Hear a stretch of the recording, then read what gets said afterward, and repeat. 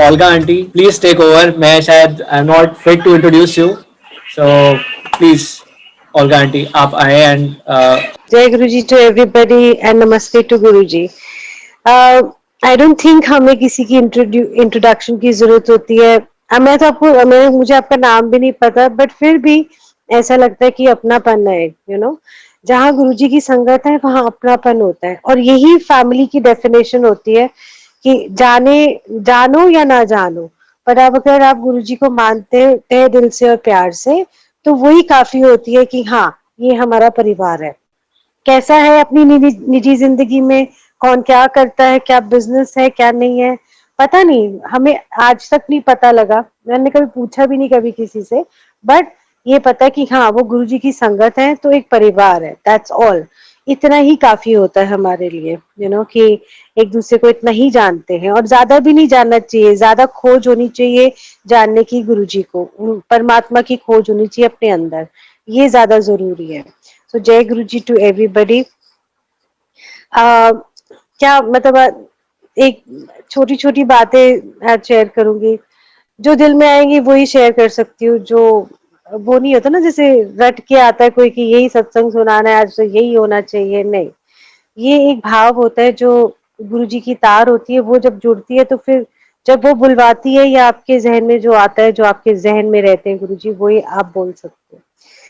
जैसे देखते देखते मुझे जैसे जब ये दरबार देखा तो मुझे लगा कि देखो, जितनी भी संगत है, आज अगर आप कहीं भी सेवा नहीं कर पा रहे हो, बड़े मंदिर में नहीं जा पा रहे हो, सत्संग में सेवा नहीं कर पा रहे हो, तो आप जब घर में दरबार लगाते हो, ये सेवा भी मानी जाती है। आप किसी की नीडी की हेल्प करते हो, ये सेवा भी उतनी ही मानी जाती है जितनी आप बड़े मंदिर में जाके सेवा करते हो। कहीं भी जिस भाव से आप करते हो, जैसे सुंदर से आसन लगाते हो कि आए गुरुजी विराजमान हो और आसन पे बैठे, ये भी एक सेवा मानी जाती है, क्योंकि इसमें आपका भाव जुड़ा हुआ है, और जो जहाँ भाव प्रधान होता है वहां पर सेवा कबूल होती है। और कहीं भी चले जाओ, आधे मन से सेवा करोगे जाके कहीं भी, तो वो फिर परवान नहीं होगी। या तो पूरी होनी चाहिए भाव के साथ सेवा, निष्काम सेवा, या तो बस और जीरो, कुछ भी नहीं हो सकता इसके बीच में, और कुछ भी नहीं है।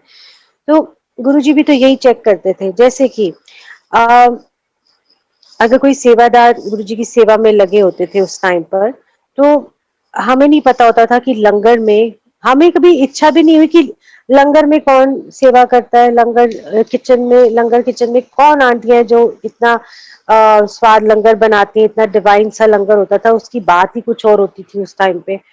तो किसी को पता नहीं होता था, क्योंकि वो पर्दे में रहते थे, और अलाउड भी नहीं था किसी आंटी को संगत में कि बताना कि मैं लंगर की किचन की सेवा करती हूँ। किसी को नहीं पता होता था, कभी भी हमें पता ही नहीं लगा, और ना हमारी वैसे जानने की इच्छा हुई, और ना गुरुजी ने उनको आज्ञा दी कि आपने ये बताना है। पर्दे में रखते थे, चुपचाप जाना, और इतनी कठोर सेवा होती थी कि छुट्टी नहीं मिलती थी आंटियों को। ज्यादातर बहुत रेयरेस्ट ऑफ रेयरेस्ट केस होता था कि गुरुजी कभी लंगर में छुट्टी देते थे। ये तो अब तो हमें पता है कि कौन सेवा करते थे, बट बाद में पता लगा जब गुरुजी ने चोला छोड़ा, उसके बाद जो हमारी प्राइवेट कॉन्वर्सेशन होती थी, तब हमें पता लगा। तो बताते थे कि इतनी कठोर सेवा होती थी कि हमें छुट्टी नहीं मिलती थी। शादी ब्याह वो सब, अगर मान लो किसी रिश्तेदार की शादी है, हमको छुट्टी चाहिए, हमारी हिम्मत नहीं होती थी हम गुरुजी से कभी छुट्टी मांगे कि गुरुजी आज के लिए छुट्टी दे दे, आज शादी है हमारे, बहुत मतलब बहुत ही क्लोज क्लोज, जैसे जैसे मान लो बहन के बच्चे की शादी है, या अपने घर में कोई शादी है, उसकी भी छुट्टी नहीं होती थी। तो महापुरुषों की सेवा और गुरुओं की सेवा बहुत करड़ी होती है। You can not take it for granted. आप उसको ग्रांटेड नहीं ले सकते।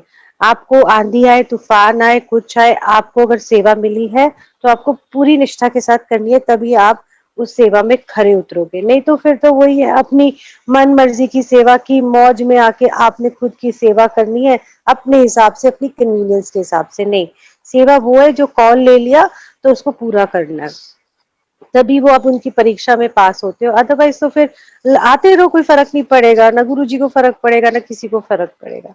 सो ये आपका भाव है, जो आपको सेवा की ओर, जब सेवा करते हो तो वो भाव प्रधान होता है, और किस निष्ठा के साथ करते हो ये आप और गुरु ही जान सकता है। तो ये तो सेवा पे बात हुई। और मेरे को कभी भी मन में नहीं आता था जब गुरुजी चोले में थे कि मैं कोई सेवा करूं, बड़े मंदिर जाके सेवा करूं, क्योंकि जब बड़े फंक्शंस होते थे तो आई थिंक थोड़े दिन पहले खुल जाता था कि जिस संगत ने जाके सेवा करनी है वो करे। तो लोग, मैं संगत जाती थी वहां पर सेवा करने सारी। पर मेरे मन में कभी भी लाइफ में कभी कोई भाव नहीं आया कि मेरे को बड़े मंदिर जाना है और सेवा करनी है। आता ही नहीं, आया ही नहीं सेवा का भाव। कभी भी नहीं आया, ना कभी सोचा कि गुरुजी का ऐसे कोई सत्संग करना है, या कभी यू नो मौका मिलेगा, या इवन गुरुजी के सामने जब मुझे नहीं बोलते थे सत्संग करने के लिए, मेरे हस्बैंड को कहते थे, नीरज को कहते कि आप सत्संग तू सुना, तू दस। सो मैं तब बोलती थी, गुरुजी मेरे मेरे को तो बोलना ही नहीं आएगा, मैं तो जुबान मैं तो नहीं बोल सकती गुरुजी, मेरे को कभी आप बोलोगे तो मेरे से तो कभी भी ना हो सत्संग। मैं कभी माइक नहीं पकड़ सकती, कभी ऐसे बोल नहीं पाऊंगी।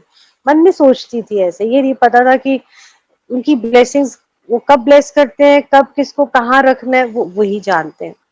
तो बाद में उनको पता है कि कितनी सेवा किससे लेनी है। तो पहले अगर हम जुड़ेंगे नहीं, तब तक हमारे मन में सेवा का भाव भी नहीं आएगा। जब आप पूरी तरीके से जुड़ जाओगे, तब आपको समझ आएगी कि हाँ, सेवा के मायने क्या है। तो जब आप उस टाइम पर सेवा करोगे ना, वो परवानगी बड़ी जल्दी हो जाती है उस सेवा की। जैसे कोई तो कहते हैं ना, भोलेनाथ को भी खुश करना होता है तो वो लोग बड़े पूजा पाठ करते हैं। तो गुरु जी के लिए तो बहुत सरल सी चीज है कि एक भाव प्रधान है, समभाव रखो सबके साथ, आपके अंदर गुरु प्रेम होना चाहिए, तो जाके आप समझ लो कि आपकी सेवा में परवानगी चढ़ेगी। उसके बाद जब गुरु जी ने चोला छोड़ा, तो उसके बाद फिर सेवा मिली, बड़े मंदिर में भी सेवा करी खूब सारी, और हमने ऐसे ऐसे नजारे देखे जो हमने कभी सोचे नहीं थे, हमारे को सोच में नहीं आते थे। कि हम ऐसे भी सेवा कर सकते हैं। बहुत खुली सेवा की हमने, बहुत इंजॉय किया उस सेवा को, इतना जैसे ऐसे लगता था जैसे एक गुरुजी के महल को ना साफ करे हम, जैसे वो होते ना जैसे इवन टॉयलेट्स भी साफ करने, तो हमने ऐसे सोचा जैसे पता नहीं कितनी बड़ी चीज हम साफ कर रहे हैं। इतना भाव आ जाता था कि रगड़ रगड़ के टॉयलेट साफ करते थे। तब तो इतना सारा तामझाम नहीं होता था, इतना इतना सब कुछ नहीं होता था। तो टॉयलेट साफ करना सबसे बड़ी सेवा थी हमारी उस टाइम पे। और हम हमेशा कहते थे कि हमारी अगर ईगो खत्म करनी है हमने, कि हमें लगे कि ओ छी ये गंदा है, हम नहीं ये सब काम कर सकते, तो ये जब ईगो खत्म करनी है तो टॉयलेट भी साफ करो, बर्तन मांजो, बड़े मंदिर जाके। तो जब हमने टॉयलेट की सेवा करनी, तो गंदगी तो होती थी, हमें चाहे कितना भी कुछ कर लो, कोई ना कोई सेवा ऐसी मिलती थी कि हम सारे वहां थोड़े जने लग जाते थे और चमका देते थे। कोई हमें घिन नहीं आती थी, हमें कोई कुछ नहीं आती थी। और ऐसी ऐसी फिर सेवा करते करते करते जब आपकी ईगो खत्म हो जाती है, मतलब थोड़ी बहुत तो रह जाएगी। मुझे तो लगता है हमारे अंदर, सबके अंदर ईगो तो होती है, बट किसी को नुकसान देने वाली नहीं होनी चाहिए हमारी ईगो। तो वो करते करते जब हम सेवा करते थे, तो हमने ऐसा, आपको चलो एक छोटा सा बताती हूँ क्या क्या नजारे हमने देखे। नाग पंचमी का दिन था, और सच मानो मुझे तो कभी भी नहीं पता लगा नाग पंचमी क्या है, पूर्णमासी कब आती है, फिर एकादशी क्या होती है। मुझे कोई आइडिया नहीं, और ना मैंने कभी इस चीज में इंटरेस्ट लिया, ना मुझे पता है, मुझे पता ही नहीं इन सब चीजों के महत्व क्या होते हैं। तो हमारे वेडनेसडे की सेवा होती थी, तो हम थोड़े से जने जाते थे और खूब सारा अपना खाना घर से बना के, लंगर बना के लेके जाते थे, और वहाँ कॉफी टेबल है जो बड़े मंदिर में, वहां रखते थे। तो जो आता था वेडनेसडे को, वहां पर हम सारे मिलके खाते थे, माली भैया और हम सब, बहुत मौज की हमने भाई। तो नाग पंचमी का दिन था, हम अपना लंगर कर रहे थे वहां पर बैठ के कॉफी टेबल पे, जो गुरु जी के बड़े मंदिर में है। तो अचानक हमारी पूरा क्लियर स्काई था, कोई कोई बादल नहीं, कोई कुछ नहीं, एकदम pure blue sky. And and then suddenly what we saw, हम शिव जी की मूर्ति देख रहे हैं, और हम सब की, हम आई थिंक 7-8 जने थे उस टाइम पे, 10 जने होंगे, आई डोंट रिमेम्बर। जब हमने ऐसी ऐसी नजर पड़ती है स्काई पर, मतलब मैं देख रही थी, हम देख रहे थे, तो देखा कि एक, ये कहने की बात है, हमने कभी फोटो नहीं क्लिक की उसकी, कि हमने देखा कि जो बादल है, बादल की पतली पतली लकीरें बनी हुई है, और नाग की शेप में, और प्रॉपर जैसे कोबरा होता है इतना, उसका ह्यूज फेस, दो आंखें, और पूरी उसकी टेल जैसी शेप होती है ना स्नेक की या सांप की, नाक की वैसी पूरी बनी हुई, और वो बादलों से बनी हुई पतली पतली लकीरों से। तो हम वहां इतने हैरान हुए, और हमें पता ही नहीं ये नाग पंचमी है, तो किसी ने बोला आज नाग पंचमी है। और उन दो आंखों में से रेज निकली, रेज निकल के शिवलिंग पे पूरी रेज जा रही थी। हम तो वहां दंग के दंग रह गए कि क्लाउड से प्रॉपर स्नेक बना, ह्यूज स्नेक। हमने सिर्फ उनको हाथ जोड़े और गुरुजी को हाथ जोड़े कि ये नजारे उन्होंने ही तो दिखाए थे। और हमारे हमारे को अक्कल नहीं थी, आज तो सारे जने वो पता नहीं कौन सी फोटोग्राफ्स खींच लेते हैं, वो देखो जूम करके देखो। हमारे को कोई अक्कल नहीं थी। हमने वो दर्शन किए 8-10 लोगों ने, और मत्था टेका गुरुजी को। और थोड़ी देर बाद वो पतले पतले जो छोटी छोटी लकीरें थी बादलों की, वो सारी गायब हो गई।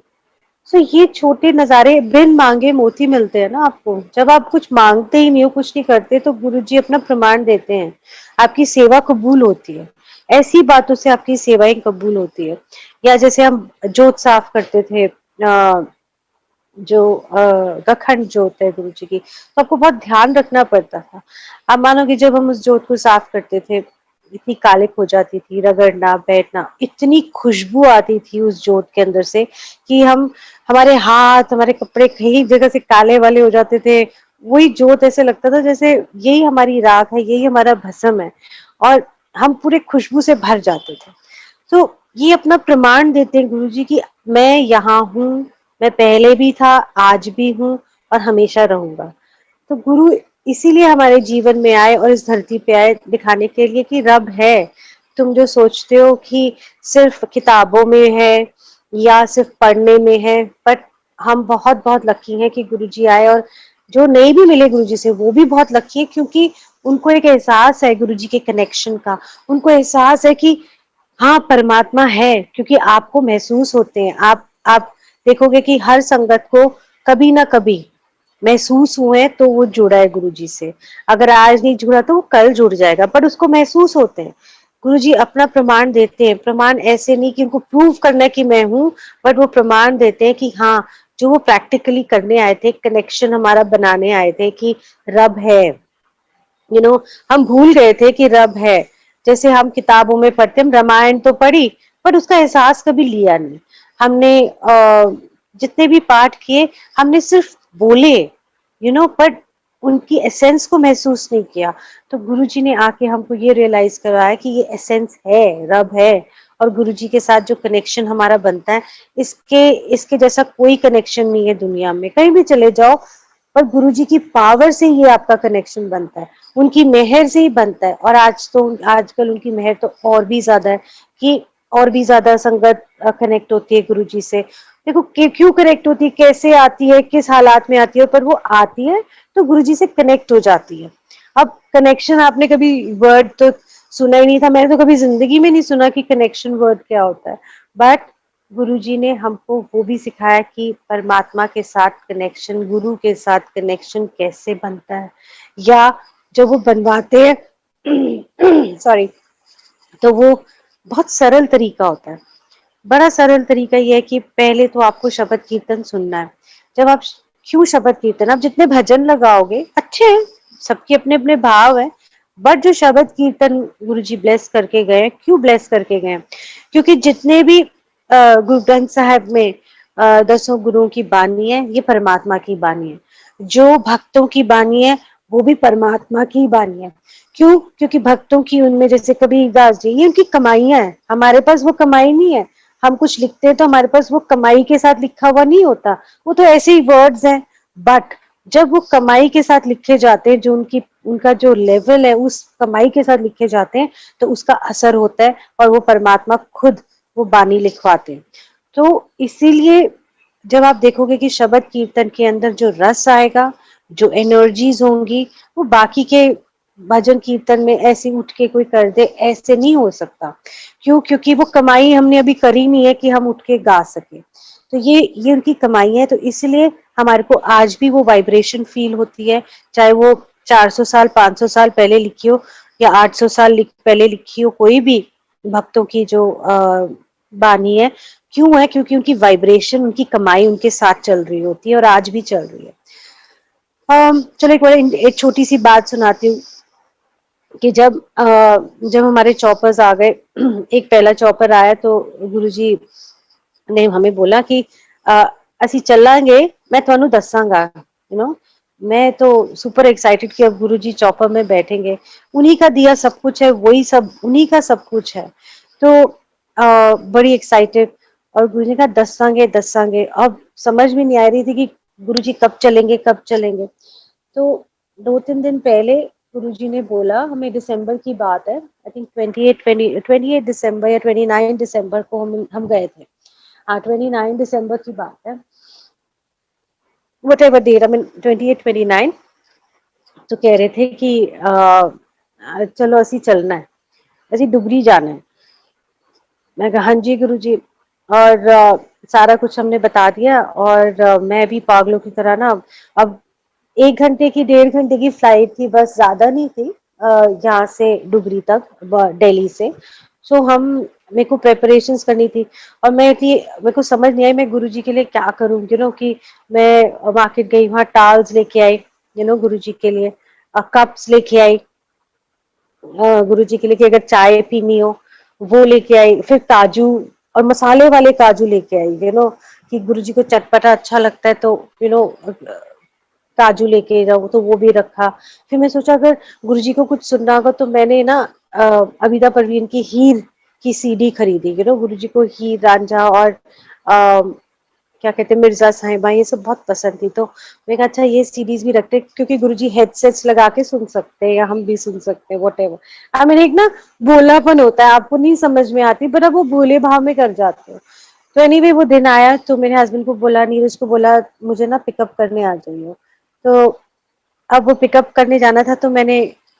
आपकी अपना भाव है ना तो मैंने खूब सारे रोज पेटल्स मंगवाए थे तो जहां पर गुरुजी ने बैठना था वहां पर मुझे नहीं पता कौन सी सीट पे बैठेंगे बट मैंने वहां पेटल्स बिछा दिए उनके ना चरणों में कि वहां पूरे कार के अंदर जिन पीछे वाली सीट पे उनके नीचे चरणों में मैंने रोज पेटल्स पूरे भर दिए क्योंकि उन्होंने आना था और फिर मैंने हेलीकॉप्टर में भी यू नो रोज पेटल्स जहां पर उन्होंने बैठना था वहां पूरे रोज पेटल्स बिछा दिए उनके चरणों में और ये सब प्रेपरेशन करके इतनी एक्साइटेड एक गुलाब की माला ली मैंने ताकि जब गुरुजी आएंगे एयरपोर्ट और मैं वहां पर एयरपोर्ट पे पहुंच गई अब वहां पर जब गुरुजी को लेने गए तो गुरुजी अपना यू नो गुरुजी का एक पार्ट होता था जो हमें नहीं पता बहुत कम संगत को पता होता था वो जो करते थे तो जू जू जू जैसे बजिंग ऑफ बीज की साउंड आती है ना उनके अंदर से वैसी साउंड आती थी तो चाय प्रसाद पी के गुरुजी को लेके मतलब गुरुजी के साथ मेरे हस्बैंड नीरज आए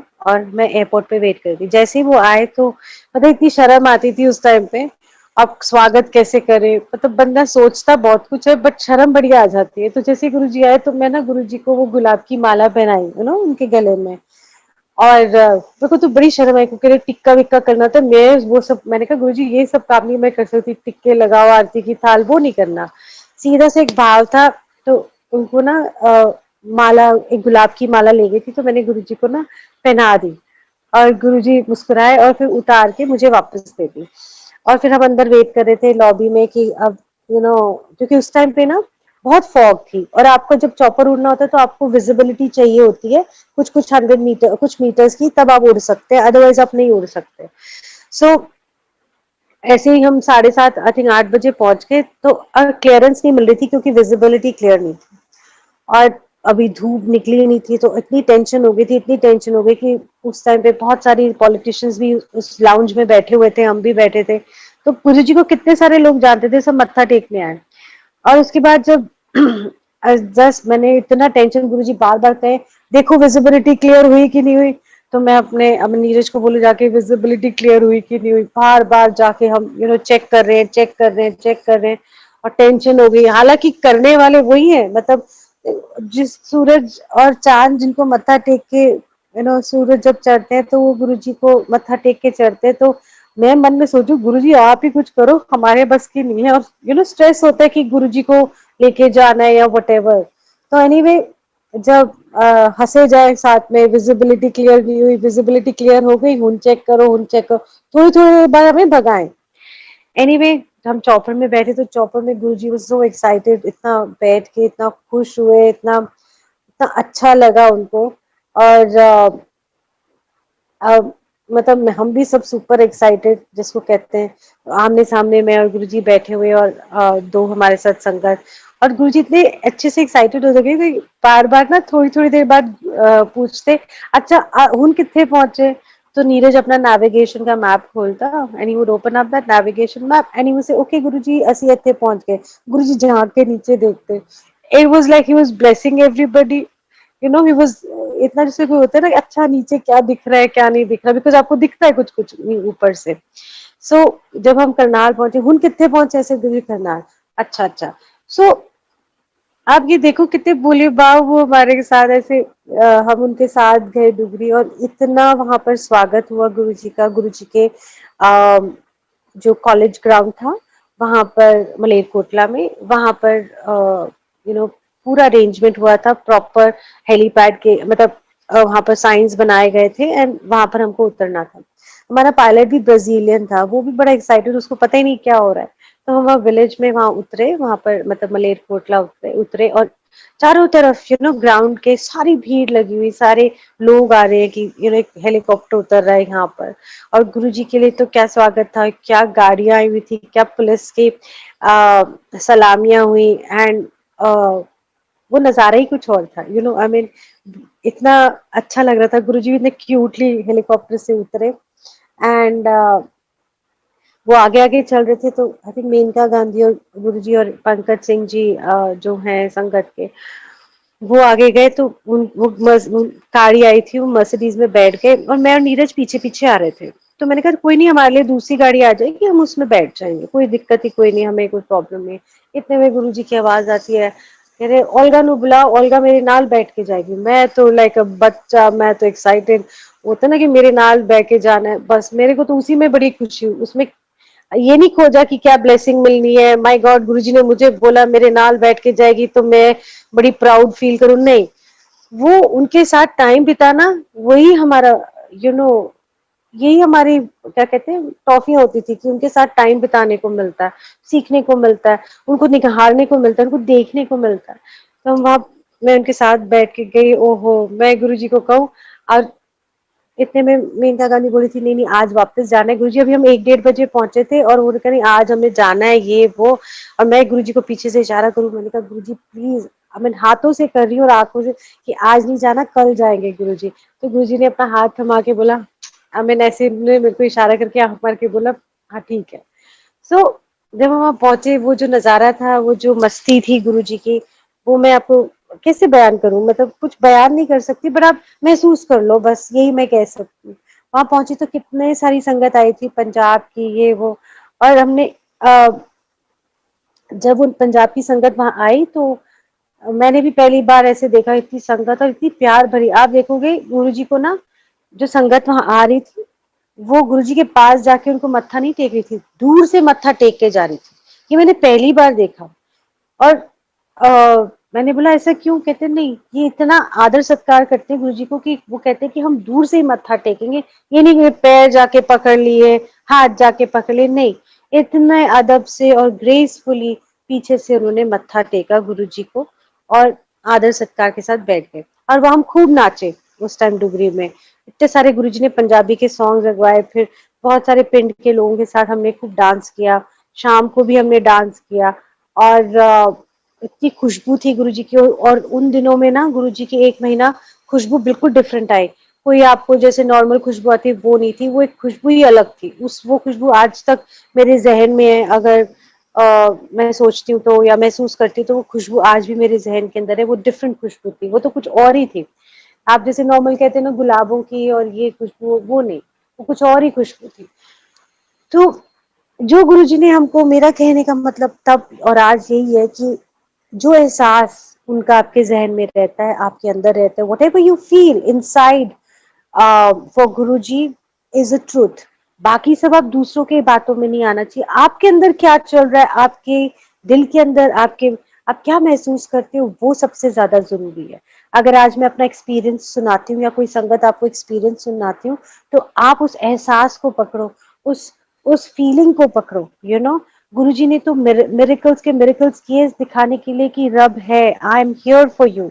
और कितना उनके अंदर दयालुता, इतनी भावना है कि निष्काम उनकी हमारे प्रति उनका जो प्यार है, परमात्मा सिर्फ प्यार है। कि गुरुजी मुझे एक दिन कहते हैं कि मैं किसी का माड़ा नहीं कर सकता, वो कभी भी किसी का बुरा नहीं कर सकते। आप आप अरदास करो कि इस बंदे का बुरा हो जाए तो गलत बात होगी, कि इसने मेरे साथ गलत किया गुरुजी, तो इसके साथ भी गलत होना चाहिए। वो अरदास कभी नहीं लगेगी और बोलनी भी नहीं चाहिए, क्योंकि गुरुजी ने कहा था कि मैं किसी का माड़ा नहीं कर सकता, कभी भी नहीं कर सकता। सो जब परमात्मा प्यार है, प्यार के अंदर हेट्रेड नहीं आती, प्यार के अंदर क्या कहते हैं, घृणा नहीं आती, प्यार तो प्यार ही रहता है। तो ये सब बातें जब उन्होंने मुझे कही कि मैं किसी का नहीं माड़ा कर सकता, तो मैंने वो बात पकड़ ली गुरुजी की। ये उन्होंने इम्पोर्टेंट लेसन्स दिए, जो उन्होंने तब दिए, तब उनको समझ नहीं आते थे, पर आज अगर मैं मुड़ के देखूं तो प्रैक्टिकली गुरुजी हमको हर पल समझाते हैं, चाहे पहले थे या आज। आज आप देखो कि आप कहाँ खड़े हो, आपको गुरुजी के साथ कनेक्शन कैसे आपको खुद करना है। दूसरा, मैं आपको कैसे कनेक्ट कर सकती हूँ, मैं अपना एक भाव बता सकती हूँ, मैं अपना एक एक्सपीरियंस बता सकती हूँ, पर चलना तो आपने है। अगर आज मेरे बोलने से, अगर संगत के बोलने से, अपने एक्सपीरियंसेस शेयर करने से आपके मन में एक शांति आती है, आपको लगता है कि आज मेरे को गुरुजी का कनेक्शन बहुत महसूस हो रहा है, तो समझ लो कि उन करने और कराने वाले भी वही हैं। पर भाव रखो आप, प्लीज। मैं चाहती हूँ कि आप, बहुत सरल है, बहुत सिंपल गुरुजी के साथ कनेक्शन है, इतना सिंपल है, मैं आपको नहीं, इतना सिंपल है, कोई आपको पूजा पाठ नहीं करनी या रिचुअल्स नहीं करने, एकादशी नहीं मनानी, फलानी चीज करनी है, हम कुछ नहीं करते। हम हमसे होता भी नहीं है, क्यों? क्योंकि जब उन्होंने बोला कि कुछ नहीं करना, कोई फास्ट नहीं रखने, कोई फालतू के श्राद्ध नहीं रखने, श्राद्ध नहीं करने, हम करते ही नहीं इन सब चीजों को, क्योंकि जो जब तक शरीर है तब तक आपका रिश्ता है, जैसे ही शरीर चला जाता है आपका रिश्ता खत्म हो जाता है, तो आप उस रिश्ते को बार बार बुला नहीं सकते, उस शरीर को बुला नहीं सकते आप बार बार। सो उन सब चीजों से हमें गुरुजी ने निकाला, और जो समझ थी, और आज भी आई थिंक बहुत ऐसी संगत है, आप प्रैक्टिकली देखोगे गुरुजी सब कुछ प्रैक्टिकल करके दिखाते हैं। सारी चीजें हमारी लाइफ के अंदर प्रैक्टिकल है, तो उस चीज को अपनाओ, प्रैक्टिकल बनो। इमोशनल गुरुजी के लिए होना जरूरी है, पर लाइफ में प्रैक्टिकल बनना भी बहुत जरूरी है। ये दोनों साथ है, उल्टा मत करो, गुरुजी के साथ प्रैक्टिकल बन जाए और लोगों और जीवन के साथ बहुत इमोशनल बन जाए, तो वो उल्टा सीधा हो जाएगा। गुरुजी के लिए इमोशंस जो आएंगे वो आपके प्योरिटी के इमोशंस होंगे, और भाव अच्छा आएगा आपका, और जीवन को प्रैक्टिकली जियो, कि गुरुजी ने हर चीज हमको वैसे ही सिखाई है। चाहे कोई भी आप पुराण किताब पढ़ के देखो, जब वो पहली थी चीज, वो आज नहीं है ना। जब जब रामचंद्र जी आए तब डिफरेंट माहौल था ना, कृष्ण भगवान आए तब डिफरेंट माहौल था, आज डिफरेंट माहौल है। तो गुरुजी हमको कैसे मिले? शॉर्ट्स के अंदर, बर्म्यूडास, टी शर्ट्स, पैंट शर्ट में हमको परमात्मा मिले, रोब्स में जब वो आते थे तब मिले, नॉर्मल तरीके से मिले। ये नहीं कि वो ऐसे बड़ा आसन लगा हुआ है, मुकुट सा पहना हुआ है, या जैसे शिव जी है वो पूरी जटाधारी गुरुजी आ गए हैं, ऐसे चमड़ा पहना हुआ है हाथी का, और गले में सर्प लटक रहा है, हम तो डर जाते हैं, हम तो कभी वो रूप देख ही नहीं पाते। तो गुरुजी कितने सिंपल तरीके से हमारे जैसे आए, अपना बनाया हमको, और फिर गुरुजी ने हमको दिखाया कि परमात्मा है, एंड वो हमेशा रहते हैं, और आज भी हमारे साथ है। आज उनकी जो स्पिरिट है, और या जो उनकी एनर्जीज है, आज भी महसूस होती हैं। बैठ के भोले भाव से देखोगे तो सब कुछ नजर आएगा, सब कुछ महसूस होगा, और आपका प्यार भी गुरु जी के साथ बढ़ेगा। इसी नोट पे आई थिंक, जय गुरु जी। खूब प्यार करो गुरु जी से, अपना कनेक्शन स्ट्रॉन्ग बनाओ, अपने आप, किसी से पूछो मत। आपको देखो, गिरते पड़ते पहुंच ही जाओगे, कनेक्शन बना ही लोगे, कुछ ना कुछ एक शब्द से बना लोगे, एक लाइन से आपका कनेक्शन बनेगा, एक मंत्र जाप से आपका कनेक्शन बन जाएगा, एक अंदर से आवाज आ जाएगी आपको, हाँ जी यही ठीक है। सो खूब प्यार करो गुरु जी से, जुड़े रहो। गुरु जी कहते हैं कि जब घोड़े के ऊपर वो बांध देते हैं ना, ताकि उसका फोकस रहे, जो क्या कहते हैं, नकेल क्या कहते हैं उसको, जो बांधते फोकस के लिए, कि उसकी आंखें एक तरफ रहे, आंखें और उसका फोकस एक एक जगह से चलता है, वो इधर उधर नहीं देखता। तो उसी तरीके से फोकस रखो, ज्यादा खिचड़ियां ना बनाओ, मतलब पता नहीं, मुझे लगता है कि बड़ा सिंपल है, उसको सिंपल ही रहने दो, कॉम्प्लिकेटेड मत बनाओ। अगर सत्संग आप शेयर करते हैं तो भी प्यार से करो। बस इतना ही है मेरा कि खूब सारा प्यार करो गुरुजी से, एक दूसरे का सत्कार करो, एक दूसरे को गिराने की कोशिश मत करो। गुरुजी आपके अंग संग हैं, हमेशा रहते हैं, हमेशा रहेंगे। बस थोड़ा सा ऊपर उठ जाओ सोच से, हर हर छोटी छोटी सोच से ऊपर उठोगे तो फिर नजारे भी उतने बड़े ही दिखेंगे, है ना। और वो प्यार में डालेंगे आपको, और प्यार करते हैं हम गुरुजी से, वो सब देखते हैं तो ये नहीं कि हाय मैनू ते दिख गया, वो देख ओम बना, ओ मेरे को देख ओम बन गया, मेरी रोटी पे ओम आया, बड़ी ब्लेसिंग, शुक्राना गुरुजी, अनंतम शुक्राना। आई डोंट नो ये वर्ड्स मुझे तो नहीं आते हैं, बट मैं यही कहती हूँ thank you Guruji for being in my life. और आप पैदा हुए और मैं भी पैदा हुई और हमारा संजोग हुआ गुरुजी, उसके लिए बहुत सारा शुक्राना। Thank you Guruji for everything and नमस्ते to Guruji and lots of love to all the sangat. बहुत सारा प्यार सारी संगत को। जय गुरुजी। एनीवे ओके, छोटी सी एक और सत्संग सुना देती हूँ कि तब अगर आप सोचो कि गुरुजी तब भी गुरुजी थे जब गुरुजी चोले में थे, तो आज भी वो आपके अंग संग रहते हैं। इसका एक सत्संग है, जैसे मैं बहुत परेशान हो गई थी, 2014 की बात है, और मैं ना गुरुजी को कह रही थी कि गुरुजी आप ना मुझे भूल गए हो, मतलब आप मुझे याद ही नहीं करते, और मैं अंदर से टूट रही थी। तो बाकी सब चीजें, कोई चीजें मुझे मतलब अफेक्ट नहीं करती हैं, बट आपका सीखने का टाइम होता है। तो मैं गुरुजी को कह रही थी गुरुजी मेरे को ना, मेरा तो दिमाग ही हिल जाएगा, मेरे को मैं नहीं सहन कर पा रही कई चीजें, तो आप तो मुझे भूल भाल गए हो। आई थिंक 2016 की बात है, मुझे याद नहीं, अब 2016 की बात है ये।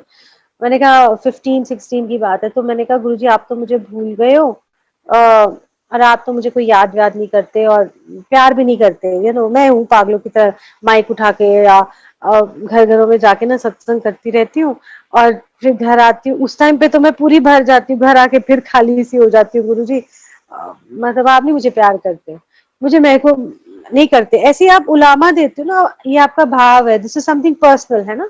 तो आप जब वो करते हो, तो मैंने भी वैसे ही बोल देती थी, कभी कभार बोल देती थी, जब दर्द ज्यादा हो जाता था तो बोल देती थी, वैसे कहती हाँ ठीक है गुरुजी कोई बात नहीं, सब ठीक है सब ठीक है। तो ये मैंने नवंबर में आई थिंक 2014 में गुरुजी को बोलना शुरू किया, ऐसे बोलती रही, बीच बीच में बोलती थी, अपनी सेवा करते रहे, बट जब दर्द आता है तो आप सीधा बोलते हो गुरुजी से, आप ये नहीं कहते ओ मैं गुरुजी से ये नहीं, आप अपना दिल का हाल सुना सकते हो गुरुजी को। सो एनीवे काफी टाइम बीत गया, तो मई में उषा विनाश आंटी है वो आई, मैं चाहती थी वो अपना सत्संग करे। आई डोंट नो, उषा विनाश आंटी को बोलूंगी सब आपके साथ सत्संग करें। उनका एक सत्संग है जो गुरुजी ने उनको कोका ब्लेस करके दिया था, तो 20 साल बाद आ, उसका पता लगा कि ब्लेसिंग क्या थी गुरुजी की, 20 साल बाद। हाँ, तो जब गुरुजी आपको ब्लेस करते हैं, आपको पता नहीं होता कि वो कौन से टाइम फ्रेम के लिए।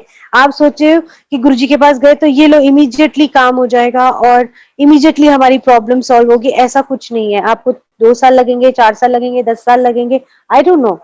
वो ब्लेसिंग कब कौन से टाइम की है वो तो मैं नहीं जानती, वो कोई भी नहीं जान सकता, कोई बताते भी नहीं थे गुरुजी। तो मैं चाहती थी कि वो आके सत्संग करें, ताकि संगत को पता लगे कि ये नहीं कि इंस्टेंट मिल जाएगा, ओ बस गए, लो जादू की छड़ी चली तो गुरुजी ने इंस्टेंटली देना है, तथास्तु करके हमें दे देना है सब कुछ, ऐसा नहीं है। तो मैं चाहती थी कि संगत समझे कि हमें पेशेंस रखनी है, श्रद्धा रखनी है, पेशेंस रखनी है, भाव रहना चाहिए, कांस्टेंट रहना चाहिए, एक जैसा रहना चाहिए। तो वो आई, तो जब वो आई तो उन्होंने ना मुझे पैकेट दिया और कहा कि रखे, तो तब दरबार होता था, जैसे अंकल आपने देखा है, तो वहां पर मैंने रख दिया, क्योंकि मेरे को शौक था, मैं खूब सारी अगरबत्तियां, धूप, ये मैं बहुत जलाती थी गुरुजी के लिए, इवन गुरुजी वहां पर एम्पायर स्टेट में, बाद में संगत को खांसी वांसी हो जाती थी तो सबने मना कर दिया, पर जब मैं शुरू में जाती थी, तो जब जाती थी तो पूरी धूप धूप धूप होती थी, धूप जला के रखते थे गुरुजी वहां। तो मेरे को मेरे को याद था, तो मेरे मन में था कि मैं भी पूरा दरबार को धूप से भर देती थी एवरी डे जब हम सेवा करते थे।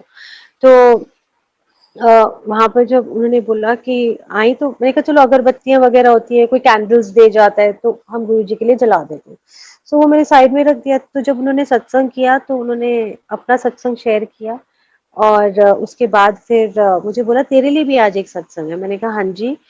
तो कहती है तो वो बैग तो खोल। मैंने कहा वो पैकेट खोला, पैकेट के अंदर खोला तो एक पर्स, और इतना सुंदर सा ब्लैक कलर का टोट बैग, और उस पर लिखा हुआ ओल्गा। मेरे को समझ ही नहीं, कहती है ये गुरुजी ने तेरे लिए गिफ्ट भेजा है। मैंने कहा मेरे लिए गिफ्ट भेजा है और वो मेरे नाम का बैग भेजा है। मैं तो मुझे समझ ही नहीं, मैं तो ना वहां पर ब्लैंक सी हो गई, आंसू भी आए, ब्लैंक सी हो गई, मुझे कुछ समझ नहीं। तो फिर उन्होंने मुझे सत्संग सुनाया, सब संगत को सुनाया उस टाइम पे, उस दिन कि कहती है नवंबर में ना, जिस टाइम मैं उलामा देना शुरू किया, उलामा इन द सेंस गुरु जी को अपनी दिल की बात कही कि आप तो प्यार नहीं करते, मुझे प्यार नहीं करते, आप मुझे भूल गए हो, मुझे भूल गए हो, ये 2 लाइनें होती थी। तो तब मैं कहती नवंबर में मेरी सिस्टर रहती है कनाडा में, उसने मेरे को ये बैग भेजा और जैसे गिफ्ट आते तो मैंने भी बैग ऊपर रख दिया, ऐसे बंद बंद का बंद, पूरा खोल के भी नहीं देखा और मैंने उसको अलमारी के अंदर एक शेल्फ में रख दिया। और जब वहां शेल्फ में रख दिया तो भूल भाल गई। तो कहते गुरुजी एक दिन मेरे ड्रीम में आए और उन्होंने बोला इन जगह जिदन आधा बैग आया ना उन्होंने दे के आ जा। ड्रीम में आके बोल रही, कह रहे किड़े ना आधा बैग आया।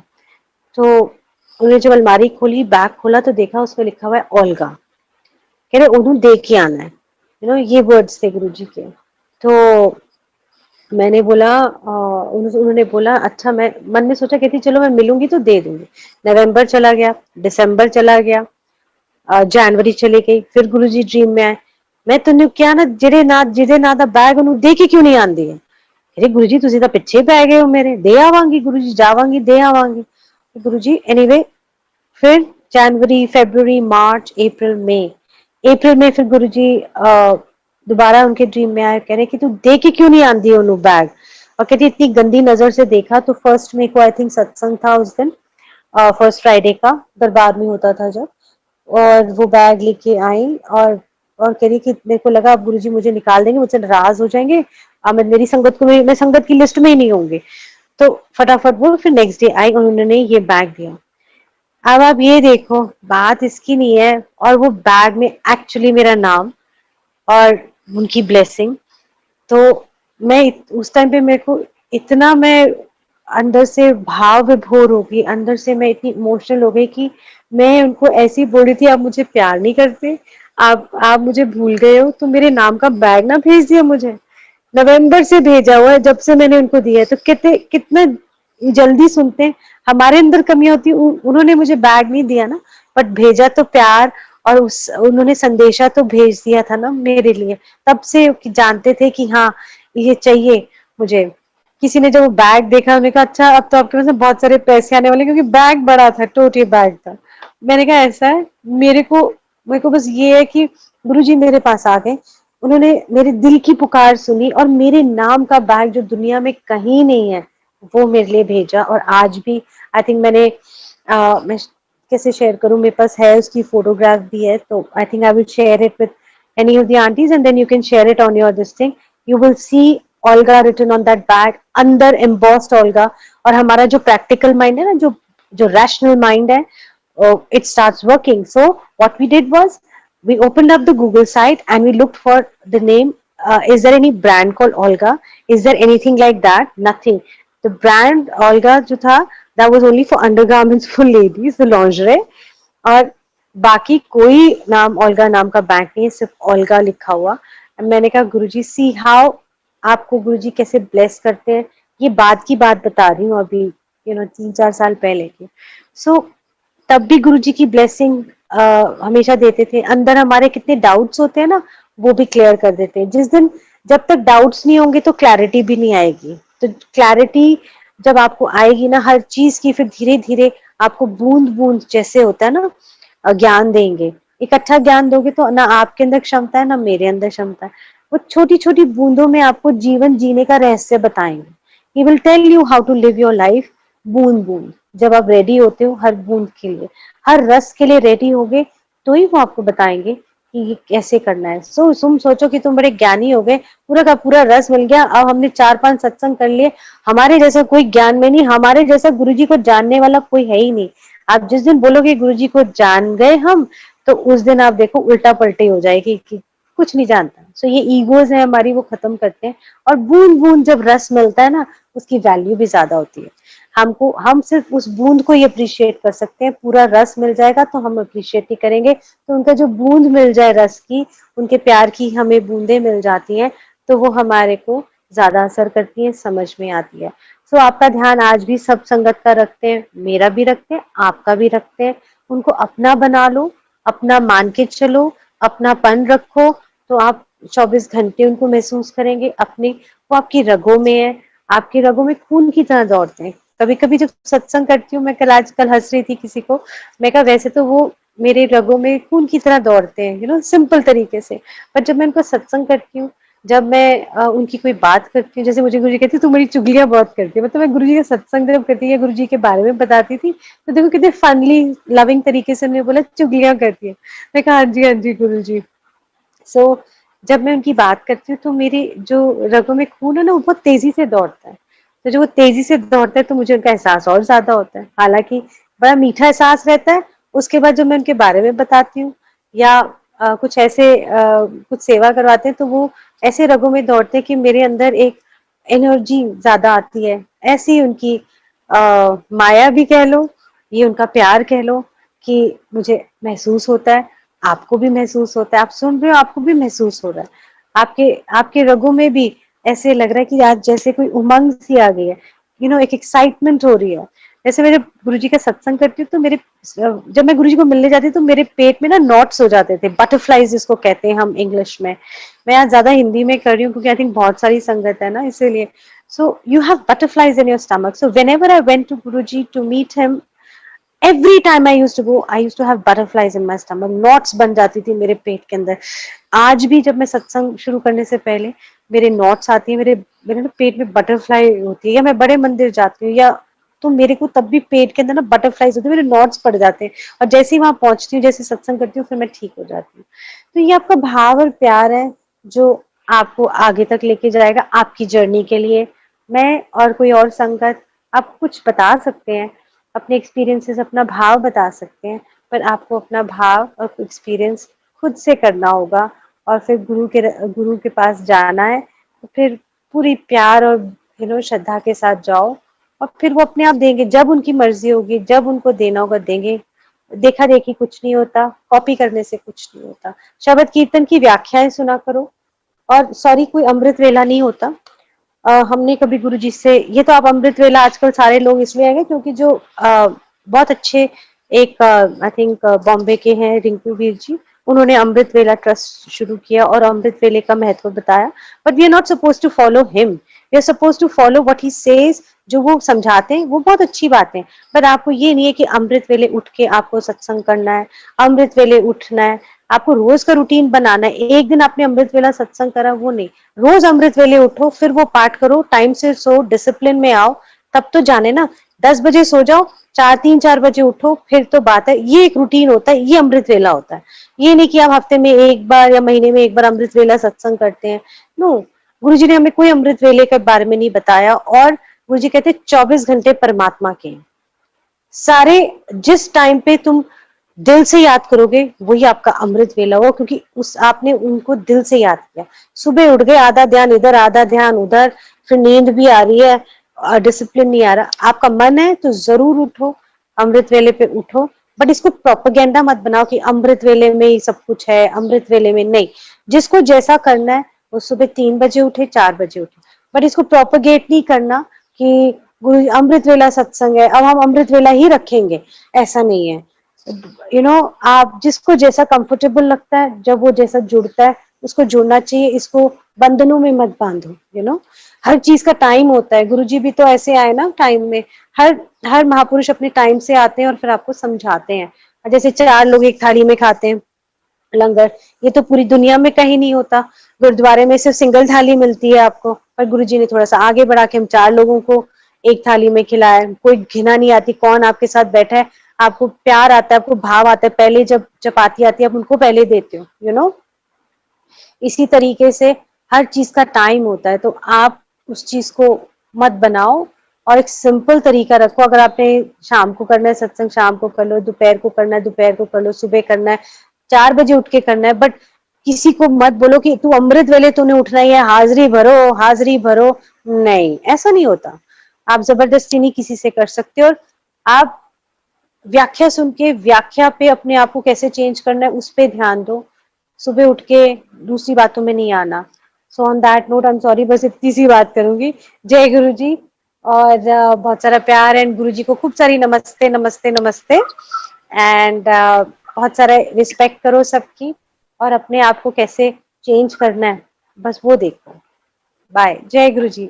आज मैं गुरु जी को यही कह रही थी, मैंने कहा अच्छा ठीक है Guru ji, I don't know what to say but I just keep. नहीं, ये भी बहुत अच्छा सीख, ये जरूर है, सब बोलते हैं ये मत करो मत करो, बट क्यों ना करो, ये बहुत अच्छा बताया आपने कि रिंकू जी बताते हैं, बहुत सुंदर ज्ञान होता है, वो ज्ञान लो, that is very true, but उठ के 4 बजे सुनना ऐसा कोई जरूरी नहीं है, और गुरु जी को नहीं। फॉलो करो, वो हमारा, हमने वो रास्ता चुना है, सो आई थिंक दैट्स शो दोनों फॉलो चीज मिल गुरु रही जी है। सिस्टम। हाँ जी, सिस्टम, लर्न और फ्रॉम हमें दोनों मिल व्याख्यास रहा है। But follow system. हाँ बस जी। वही करना है, बट फोर्स मत करो किसी को कि अमृत वेले उठो, हाजरी नहीं भरी।